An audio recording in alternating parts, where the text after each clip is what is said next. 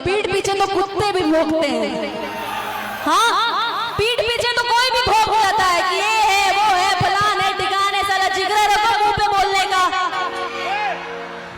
I love you सबके सामने। डिम्पल सिंह के अनुसार जिगरा मतलब आई लव यू सबके सामने। तो मैडम को हम बता देना चाहते हैं कि इसको जिगरा नहीं कुछ और कहा जाता है।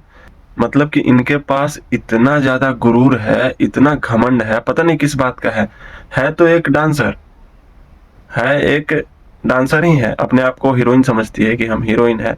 ना ही इनको एक्टिंग आता है, ना ही इनको सिंगिंग आता है सिर्फ डांसर की डांसरे रह गई।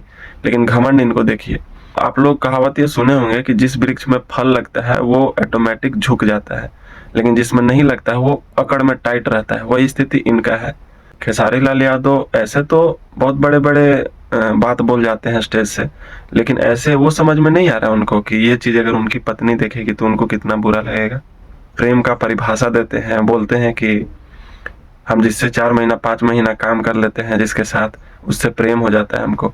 तो आपको इसका मतलब यही ना कि आपको कभी प्रेम हुआ ही नहीं है। एक तो गाना भी है भोजपुरी में कि प्रेम प्रभु जी के दिहल सौगात है, प्रेम चिन्हेला ना आदमी कौन जात है। सुने होंगे आप लोग। तो प्रेम का परिभाषा खेसारी लाल देते हैं, लेकिन उसको फॉलो नहीं करते हैं।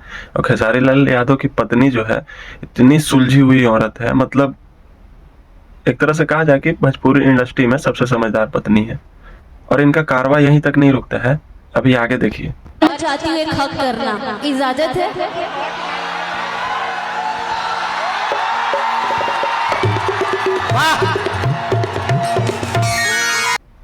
देख लिया जिगरा ना, गला मिलने को भी जिगरा बोलते हैं सबके सामने। तो वैसा जिगरा तो नहीं होगा किसी के पास। खैर, ये तो सच्चाई बोल गई आप, लेकिन असल जीवन में हम बता रहे हैं आपको, एक औरत की अगर सबसे बड़ी दुश्मन है ना तो एक औरत ही है।